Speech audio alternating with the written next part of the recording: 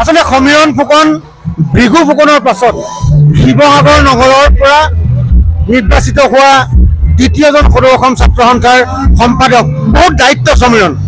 ভৃগু ফুকনৰ জেগাৰ সমীৰণ ফুকন বহু সময়ৰ পাছত বহুত বছৰৰ বিৰতিৰ পাছত সদৌ অসম ছাত্ৰ সন্থাৰ মূল দায়িত্ব শিৱসাগৰে লাভ কৰিছে। তাৰ বাবে শিৱসাগৰবাসী ৰাইজে আমাক বহুত মৰম দিছে, আদৰ দিছে, উৎসাহ দিছে, প্ৰেৰণা দিছে, উদ্যম দিছে। তাৰ বাবে শিৱসাগৰবাসী ৰাইজক শতকোটি প্ৰণিপাত জনাইছোঁ। এই শিৱসাগৰ সাধাৰণ সভা অনুষ্ঠিত কৰাৰ ক্ষেত্ৰত ৰাইজে যি ধৰণৰ সহযোগিতা দেখুৱালে, ৰাইজে যি ধৰণে আমাক বুকু ৰুমেৰে পাল কৰি তুলিলে, তাৰ বাবে ৰাইজৰ ওচৰত চিৰদিন কৃতজ্ঞ হৈ ৰম।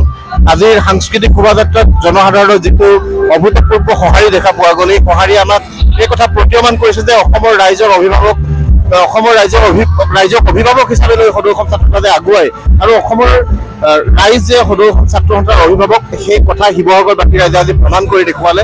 আৰু আহিব লগা দিনত সদৌ অসম ছাত্ৰ সন্থাৰ যাত্ৰাটো যাতে অধিক বলিষ্ঠ ৰূপত আমি আগুৱাই লৈ যাব পাৰোঁ, তেনেকুৱা পৰিকল্পনাৰে আমি আগবাঢ়ি যাম। প্ৰথম আৰু প্ৰাথমিক কাম সমীৰণ ফুকনৰ কি হ'ব?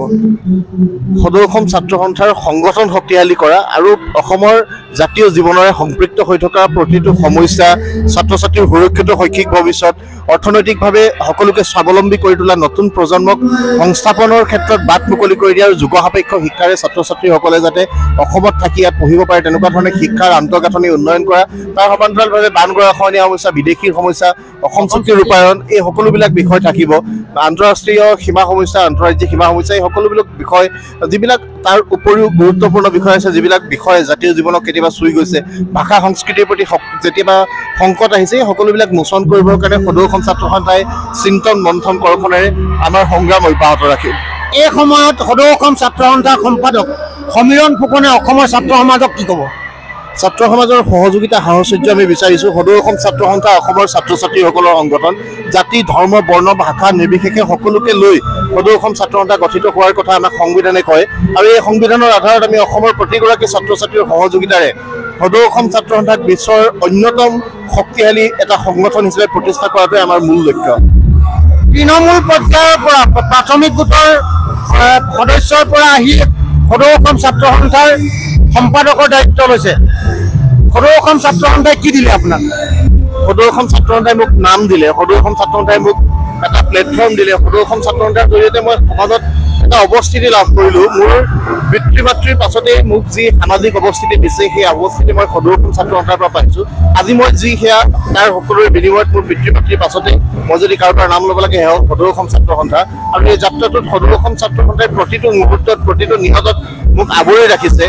নিজক বুজিবলৈ আৰম্ভ কৰাৰ পৰা মই সদৌ অসম ছাত্ৰ সন্থাকো বুজিবলৈ চেষ্টা কৰিছিলোঁ। আৰু সেই এটা প্ৰক্ৰিয়া, বহু উত্থান পতন, বিভিন্ন ধৰণৰ ঘাট প্ৰতিঘাতৰ মাজেৰে আগুৱাই আহি মই সদৌ অসম ছাত্ৰ সন্থাৰ এটা মূল দায়িত্বত উপনীত হ'বৰ কাৰণে সক্ষম হৈছোঁ। অসমৰ ৰাইজৰ অভিভাৱকত্ব বিচাৰিছোঁ, নতুন প্ৰজন্মৰ সহযোগিতা বিচাৰিছোঁ, সাহচৰ্য বিচাৰিছোঁ, যাৰ জৰিয়তে আমি সদৌ অসম ছাত্ৰ সন্থাক ৰাইজে বিচৰা এটা সংগঠন, ৰাইজৰ মনৰ বিচৰা ধৰণে কাম কৰিব পৰা এটা সংগঠন হিচাপে প্ৰতিষ্ঠা কৰি আগবঢ়াই লৈ যাব পাৰিম। সমীৰণ ফুকনক অসমৰ ৰাইজে কি বুলি মনত ৰাখিব লাগিব? মোৰ এই খোজ সদৌ অসম ছাত্ৰ সন্থাৰ সাধাৰণ সম্পাদকৰ যোগেদি মই যি খোজ দিবলৈ ওলাইছোঁ, এই খোজ মোৰ হেঁপাহৰ খোজ। আৰু এই খোজ মই সময় পালেই মাজত মই সাঁচ ৰাখি যাব পৰাকৈ খোজ দি যাব খোজোঁ। এই ক্ষেত্ৰত জাতীয় জীৱনে মোক নতুনকৈ অভিভাৱকত্ব দি পেলাই মোক আগবঢ়াই লৈ যাব বুলি মই আশা কৰোঁ। আৰু এই যাত্ৰাত মই অধিক শক্তিশালীভাৱে আগবাঢ়ি যাবলৈ সকলোৰে অভিভাৱকত্ব, সহযোগিতা, দিহা পৰামৰ্শ পুনৰবাৰ মই কামনা কৰিছোঁ। ধন্যবাদ সমীৰণ ফুকন। সমীৰণ ফুকন সদৌ অসম ছাত্ৰ সন্থাৰ নৱনিৰ্বাচিত সাধাৰণ সম্পাদক সমীৰণ ফুকন। আমি গৌৰৱ কৰোঁ শিৱসাগৰবাসী হিচাপে।